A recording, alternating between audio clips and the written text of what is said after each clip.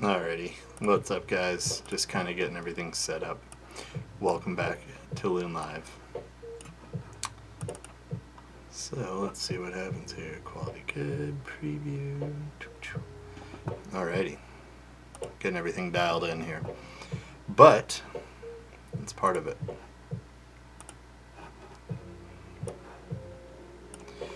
Oh wow, a lot of you guys already, huh? Love your stuff. Right on, man. Thank you much. Yo, what's going on? So, very cool. All right, so tonight we're kind of just talking a few different flies, a few different fly tying styles, most of which you guys have probably seen before, but a little bit different spin on them. For those of you who can see, we're tying this little tiny, got two cameras. You guys aren't on YouTube, you're missing. Mr. Firehole, what's up? What are we whipping up? Well, we're whipping up this tiny little caddis, mayfly, crippled chingaderas. I'll show it to you guys too. And then we're also going to just tie this frog. The frog's a beast. So I think I'm going to go ahead and start with the little mayfly pattern. As I don't know, it's just sitting here and all the things are sitting here. So we'll jump into that. And for those of you over on YouTube, you'll have a close-up view. If you guys don't know, we're streaming on YouTube. Multi-camera angles. Super, super cool. So, I'm going to try to keep up with everything as far as comments go. Daniel, what's up, man? It does work. You were chatting with me. Perfect. And I think I even have, like, everything I need for this fly, so that's pretty impressive. So we'll just get rolling. Nice lid. Thank you. I like this lid. I wear it quite a bit. It fits my oversized cranium. So this is a small hook. This is a size 14. It's a little dry fly hook. It happens to be a Ahrex 502. A little light wire. It does have a barb on it. You can crimp that. But it's just a nice little fine little piece of equipment. But if you have another dry fly hook that you like, that's similar, like 2x long, 1x fine, downturned eye, that will work. This is just what I happen to have. Oh, I jinxed myself. Oh. I'm going to have to tie with razor scissors. Oh well. I thought I had my micro tips. But I still have everything I need, so nobody can heckle me. Let's see, make sure I don't miss anything here. Getting heckled. So what I'm using is just 50D. It's from Vivas. It's a really fine thread. I love it. It's pretty much all I tie with. I'm not saying it's the best, but it's what I use.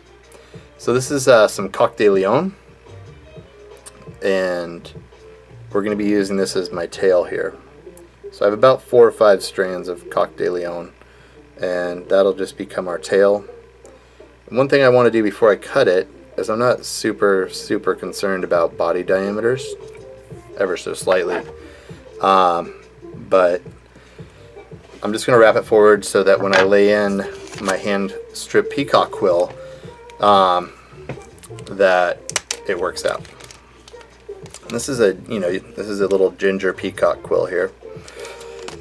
So we were fishing stuff like this actually 2 days ago on Silver Creek in Idaho.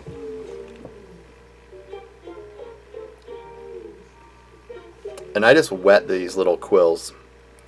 But it was fun, man. We were up on Silver Creek in Idaho getting our butts kicked by trout with a PhD. Managed to hook quite a few and land them, but they were eating these little emergers or cripples, whatever you want, kind of a mixed bag going on. There was like 5 hatches happening at once, so sometimes it looked like they were even eating shucks of bugs. So this gets a little bit of my nail bed is all you're gonna see, but I apologize. these little quills are so delicate that I hate putting them in most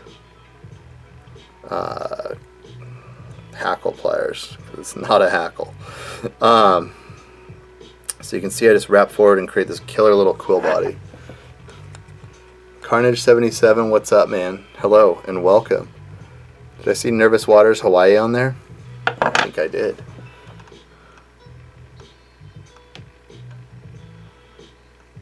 Going through all these comments, getting caught up. Maybe not. Thought it was. I was going to say, what up, homie? So what we're going to do is just coat this, and this is actually Flow. I just put it in a weird bottle. And I'm using the not required or recommended tip section for Flow, but that's okay. So I just do a light coating on the body. I don't want any sag. And we'll just go ahead and secure that body down.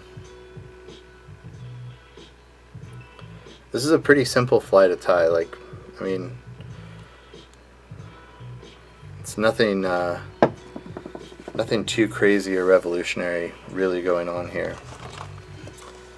So I have this cool little ginger CDC.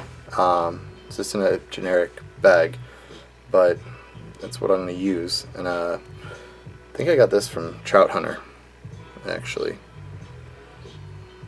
They have cool colors of CDC. So I'm just going to start by adding just a little bit of CDC fluff here. Just build up a nice little thorax. And I don't mind kind of just going over and wrapping over it a few times. Now the next thing I'm using is, this is just some Dun Gray midge saddle. It's actually kind of big for a midge, to be honest. I think it was misgraded. It was just misunderstood. So now that I have this base down here, I'm just going to tag that in there. And I kind of dig it being haphazard. But so this is some deer. This happens to be what they call a roe deer, or ROE deer. It's kind of a cool story. Davey McPhail, if you guys know who he is, brought 2 skins to the U.S. And he was tying at a shop in Los Angeles, and I happened to buy one of the skins because they didn't sell a lot of it there. So I said, how much for the whole skin?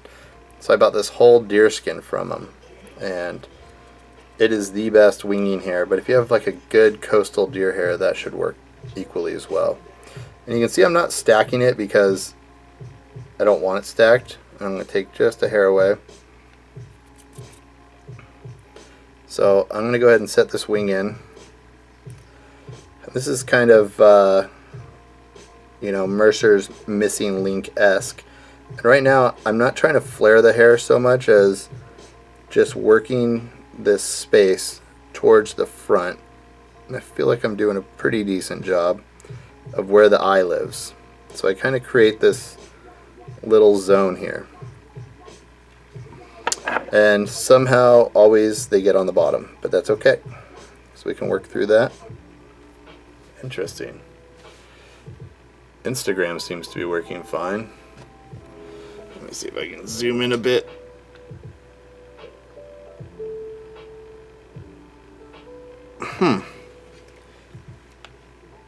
Alright, well, that was strange. Yeah, I don't know. And I'll go ahead and just use tiniest drop of Flow up here, just a smidge, to secure that all in there. It's just a little safety net. But you have deer hair, hackle, a really light fly, Coq de Leon, and CDC. So by the time, you know, you get done, you have a pretty good floating little fly.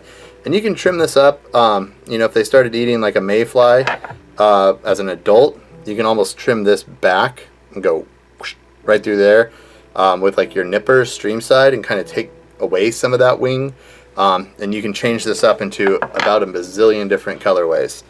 I'm just trying to clean it up here because I'll probably fish this on Friday night. Right now we're in full PMD mode here on the lower sack. So that's the little ticket right there. I haven't come up with the honest name for it yet, just because I actually haven't done that. I don't know what we called it on here, but that's just the way it is. So you can see it just sits nice and low. It rides great. Pretty cool little mayfly style nymph. Caddis too, possibly. Cut the tail off, then it's a caddis, I guess. It's kind of a manipulatable fly. All right, the next fly. Hope you guys have your popcorn. This one is going to be a little bit bigger.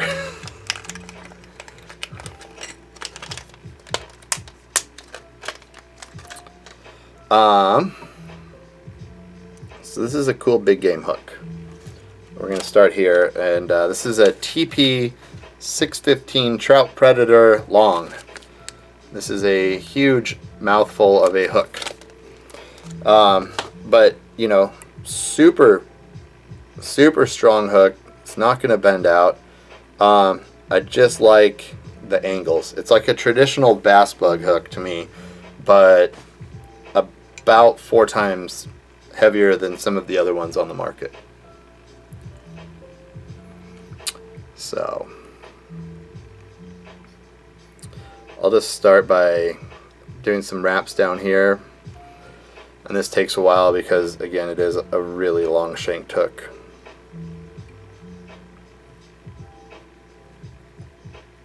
I'm not going to do full wraps. I'm not super stressed out over this whole thing.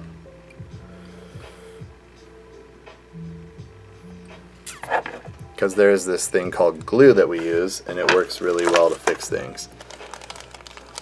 Flyboy Co 128, what's up? Tie a chicken with that thing. I am going to be tying a chicken. Most of one, at least. So this is some 60-pound Mason hard mono. It's a little aggressive. I don't know what happened to my 40, so we're just going to go 60. And actually I'll show you a cool trick. If you're ever worried about your weed guard slipping out, what I do is put a ball on them and then touch molten metal or plastic to your tongue. That's always really good. That was a sarcastic statement for those of you who didn't figure that out. But all that does is it's a nail head, so it's not coming out.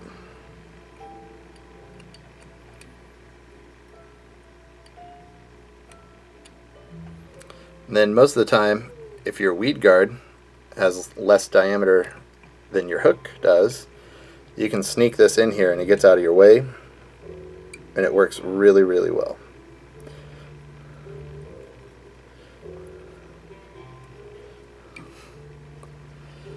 So at this point, we're pretty much done with thread wraps.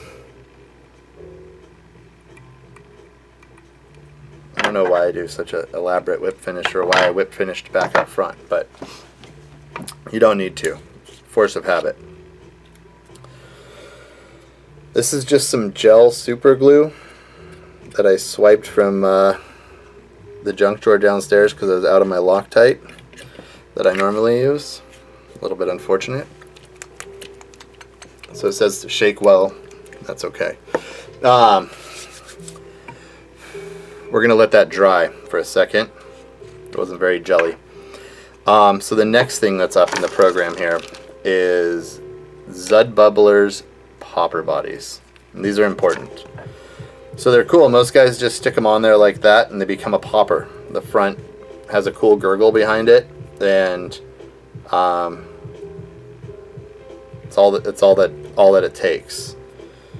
So what I do with them is I just put an application of the glue, and the critical portion here is lining up as best you can. You can see it's just going to set up fast. And I'm just going to, you kind of just let these sit for a bit. That's already pretty well bonded. So now what you need to figure out is where your frog's going to sit. So I like to put a point there. I just poke my scissors in, or you know, if you have a bodkin, you can point that in too. So now we have this cool solid body. That's all dry.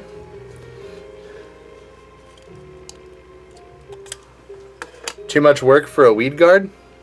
Meh. I don't know. Where I fish, I have to have a weed guard. If you're fishing open water, you're stoked. Where I go bass fishing, I need a weed guard. So, and I also want my fly to be 100% bomb proof. So I'm willing to take the extra time and efforts to create the over-the-top weed guard. So now what I'm going to do is I kind of just push this guy in until I get him about right there, and then we'll be able to close him back up. A little surgery, a little frog surgery here.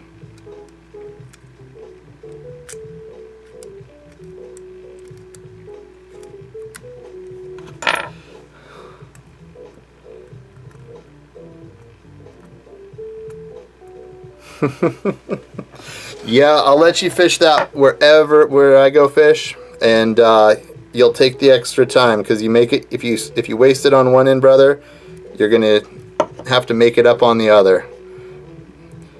So what I'm doing is I'm just gluing and locking this together.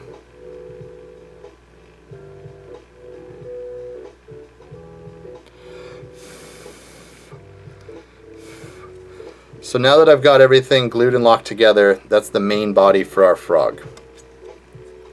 And why I'm allowing that time to set up, I start trimming the front of my face.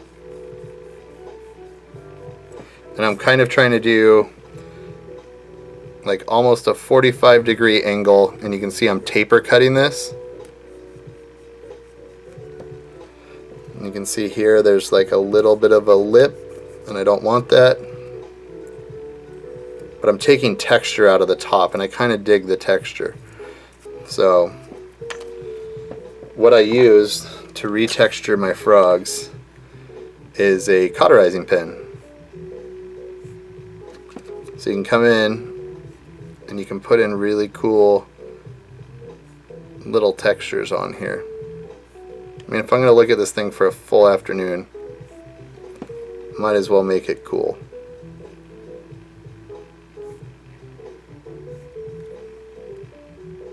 Another really fun trick, if you really want fish not to pop off these things, so you can crazy glue Velcro on the top of the fly when you're done.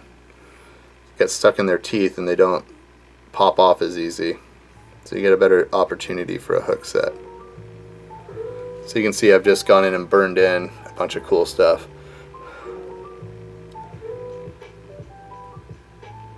So I just heat this back up to kind of clean the tip off, and we put it away.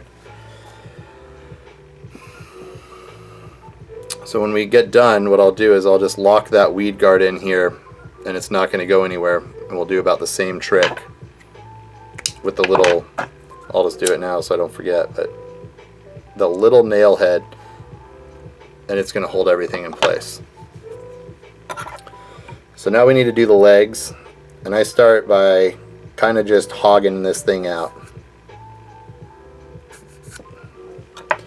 And great hogging methodology is the Zeddy leg puller that I used last week.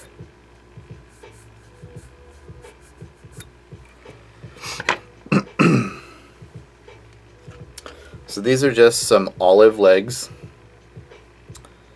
and I'll show you my trick with them because I want them to be kind of stout.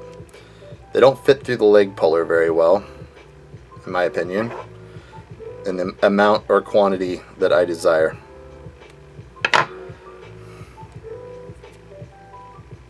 If you lose a few soldiers on the way, you'll be alright. Don't worry about it.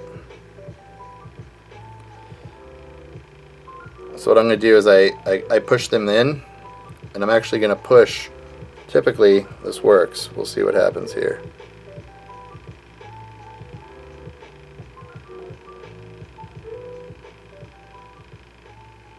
You get a lot of stretch.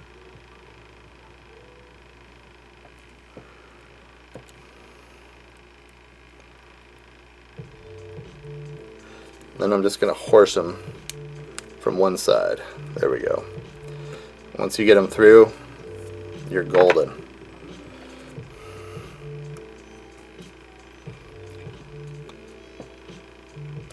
So you have a nice set of legs there.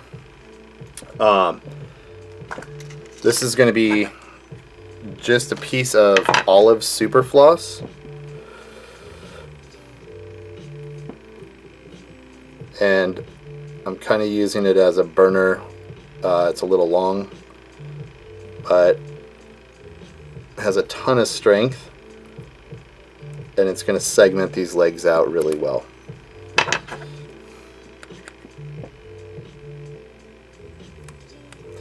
The internet seems to be very weird today. Must be in the air. So the only step we're not going to actually end up doing on this fly is doing soft head. And soft head's an evaporative coating that I use. Looks really great. Downside is that it takes a little while to dry, and I do multiple coats, just full disclosure. So I could just explain to you that I coat it with a tiny paintbrush to create frog legs.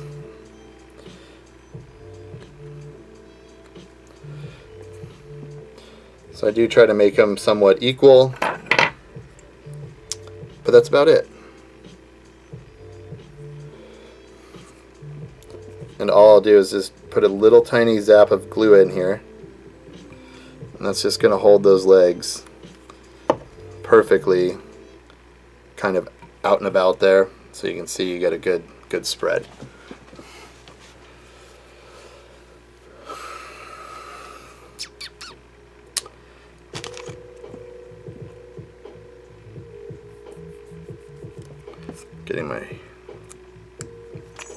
When you get foam and you have hard edges, I like to just kind of round them down, and that's kind of what I do here.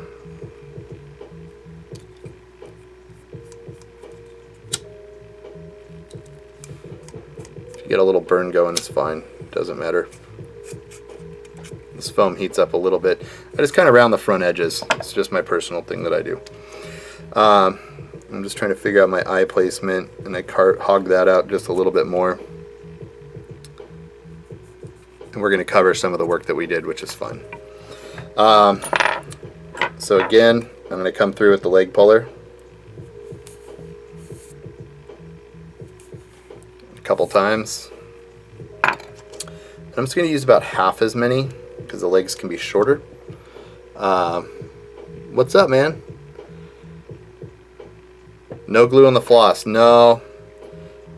I found that it's not really a critical part to have the joints, and that floss, like, I've never had issues, like, I've never had to retire the fly because of the floss, if that makes sense. So I don't stress about gluing the floss. If you will feel better, be my guest. But I just never have had major issues. And the front legs, you can do a joint in there if you would like. I don't find it to be 100% needed though. So I'm gonna go ahead and just put a dab of glue here. And this one, I'll coat it with resin. It's not the right option. You really need to use the soft head. But if I coat it with resin, then you'll be able to see kind of what the finished product looks like.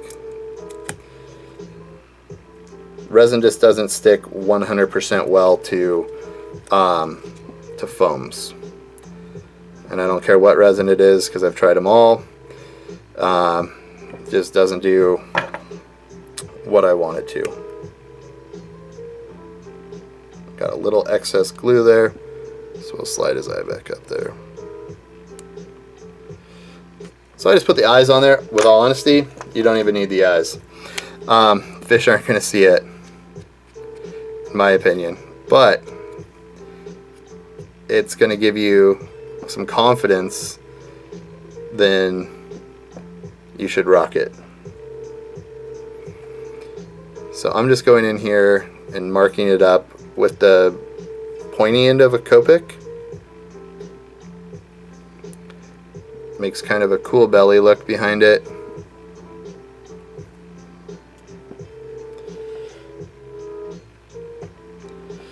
And then on the bottom, you can just lighten up the belly using a yellow marker. Turns out and looks really cool. And I go about 3/4 of the way. You can add a little red. You can go full yellow. Really, the sky's the limit for you. What eyes are these? The most generic 8mm holographic eyes I could find at a fly shop. They're just really, that's it. I mean, that's it. They're not like anything cool like a living eye or a crocodile. I mean, I guess you could get far more elaborate with your eye selections, but I chose not to.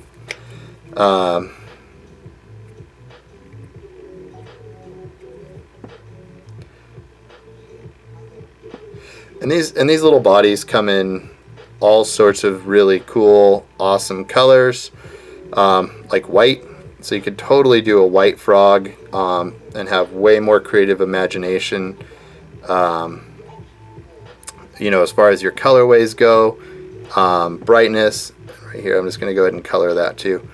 But it's a reaction bait, so it works for me in this capacity. So he's kind of camouflaged, but what's really cool is when he sits in the water, he sits up like that. So you have an angle here and an angle here with the hook and the weight focused in the back, and it seems to work really well. Flip-flop. It's, well, I'm not sure absolutely, to be honest, what it is. It might be a flip-flop. It doesn't look like a... It has too many angles and cuts and specialized stuff for me to say, like, oh yeah, this guy just cut up a flip-flop. But it's definitely like a high-density foam. So, and this is just me continuing, like, finishing up the weed guard process. But yeah, it's a nice soft foam. Honestly, it feels far too compressible to be a flip-flop, at least that I've ever worn. So it might just be some sort of other textured foam in the world. I can't attest to what it would be for, or where it would come from. If I knew, I'd buy a lot of it because I like this little pattern. So that's just a little UV resin, and you can see now we have a bomber weed guard on there. Like I said, don't do a 60, typically a 40 cuts it unless you're in heavy slop. So I'm just going to rock some thin on here so I can show you guys what this would look like once it gets all glossed up. So bear with me, kind of have to hog this around a bit. And if you're going between colors, always go light to dark. Don't go dark to light, just so you know. Anytime you're applying paints or any of that stuff, you just want to kind of keep it. And this is just thin. But this is easily thrown on like a 7 weight. More distance with the 8, I would say.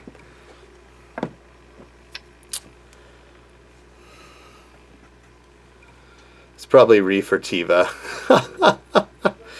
But yeah, it's just the Zud Bubbler bodies in Mocha is the ones I'm using this evening. Like I said, they come in whites, greens, yellows. You can just crush really cool colorways. It's Tiva. Cutting up like $70 flip-flops to make some frogs. No wonder the shop I got them at said that they were really popular. It was in Southern California. Good call, Wyco. So I'm just kind of hogging around, working on coating this. And this would probably last for like 6 or 7 fish. Like I said, the soft head is just it's gummy. I mean, it's just never gonna go bad.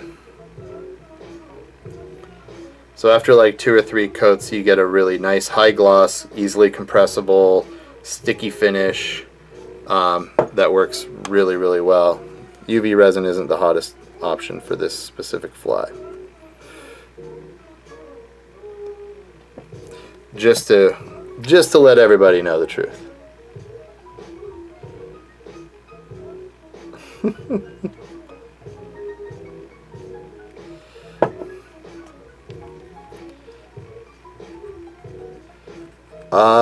Old Navy, yeah, I don't know. Never really paid attention to.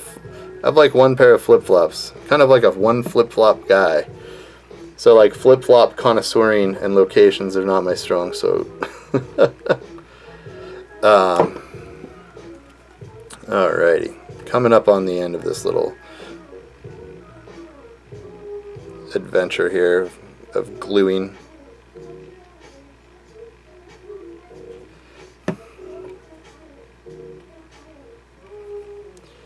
Cool. So you can see it just gets nice and moist, nice and wet looking. Looks about the same after a couple coats of soft head, only the soft head's a far more durable product. But overall, that's about it. It's not really a hard fly to tie, but it gets great results, and with the good weed guard, you can throw this through some pretty thick mats of lily pads and stuff like that without getting too caught up there. I don't coat the legs in soft head. Daniel, I would prefer soft head. UV resin does not stick very well. Great question though. A big blob just, oh yeah, my desk is covered in stuff. The good news is on, you know, on my vise, it just pops right off. So, all right, guys. Well, yeah, the next 2 rounds are gonna be a miss. So we're not gonna have Loon live in July. I have a lot of travel plans. Obviously, for the 4th of July. There wouldn't be many of you showing up. Most people would probably be having adventures or, you know, out having a great time. So we're not going to do that. And then in the latter half of July, I have 2 trips planned. So we will have to reconvene in August. And, you know, email service at Loon Outdoors if there's something you want to see. But probably in August, I'm going to start tying some summer steelhead flies, some October caddis, stuff like that, things pertinent to that time of year, and hopefully help you guys get tuned up. Absolutely, guys. Hey, I appreciate you hanging in there and checking it all out. Like, the quotes are like incredibly small over here. But yeah, while you're out there in the summer, try looking for some bass. They're in everybody's backyard, and unless you live like in Antarctica, then there might not be bass. But there's going to be something that eats a frog, not always something that eats a mayfly. So, anyways, guys, we will catch you soon. Have a great 4th of July and also the rest of your July. We'll see you in August. Take care.